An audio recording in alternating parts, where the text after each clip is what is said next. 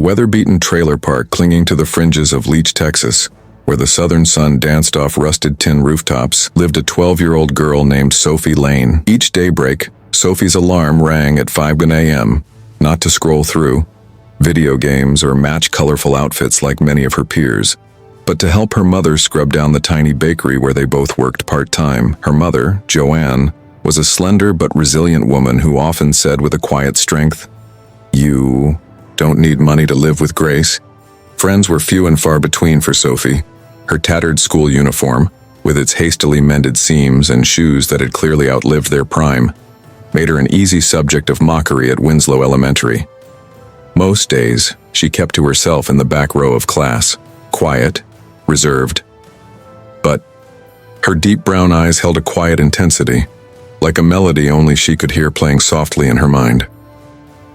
Before we delve deeper into Sophie's remarkable journey, if you too believe that a person's true value isn't shaped by status or appearance, but by the fire in their spirit and the strength in their persistence, do hit that like button and subscribe. Let's spread more stories like Sophie's to the world. Now back to where the story unfolds, because the surprises are just beginning. One Monday morning, the crackling voice of the principal filled the classroom through the PA system.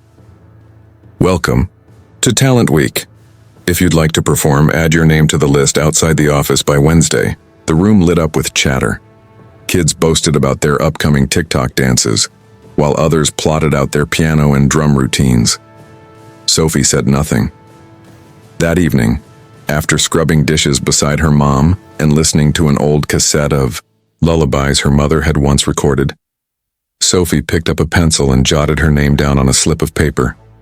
Whispering softly, she said, "I'll sing that song, Mom. The one you sang when I was sick. Scarborough Fair."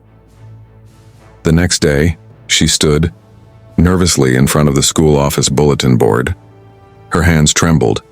The list was already filled with names, but with a deep grounding breath she wrote on the very last line, "Sophie Lane, singing." Barely 10 minutes had passed before laughter echoed down the corridor. Sophie signed up to sing? Must be a comedy show. Maybe she'll sing through a rice cooker. She heard every word, but she didn't cry. She just lowered her gaze and quietly walked away, clutching the worn notebook where she had carefully written the lyrics in her slightly slanted handwriting.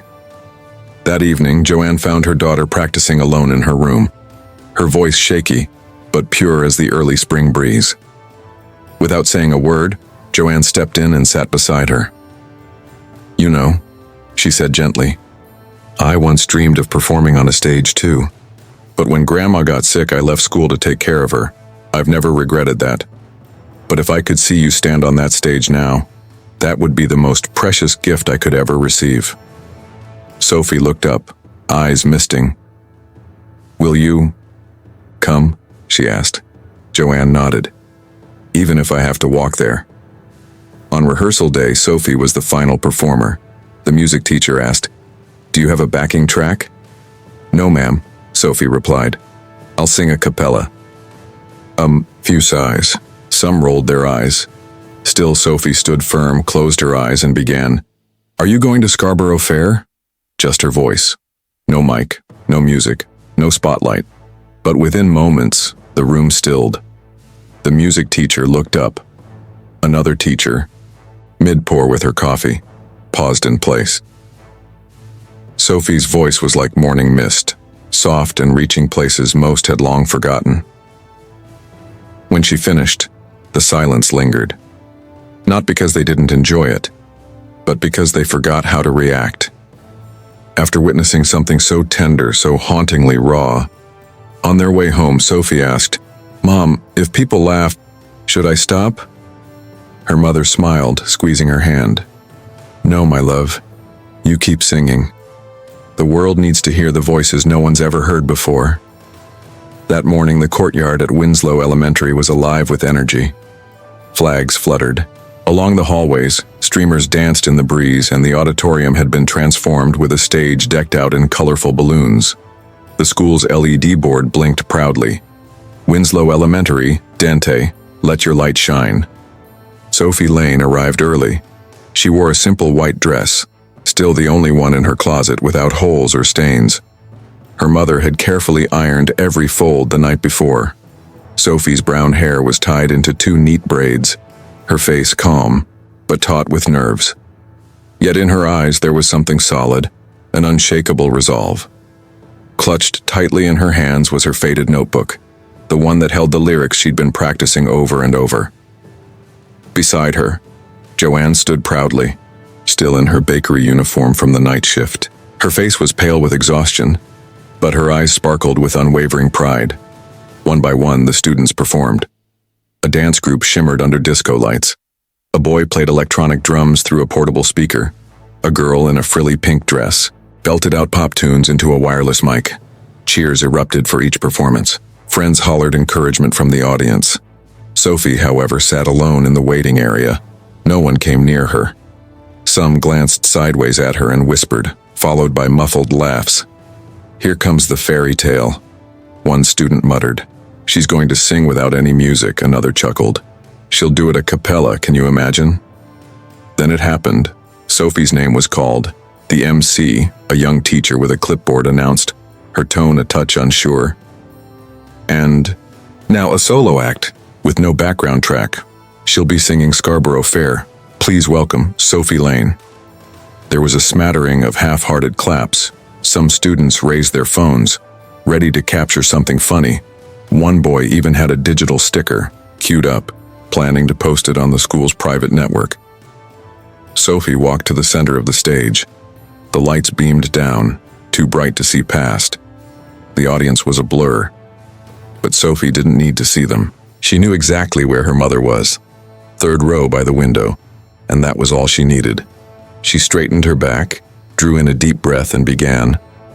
"Are you going to Scarborough Fair?" Parsley, sage, rosemary, and thyme. Her voice carried softly across the auditorium, like a breeze sweeping through a quiet field. It wasn't loud or flashy. It was delicate, pure, heartfelt. At first there were chuckles. Some eyes rolled, others fidgeted, but soon a hush descended.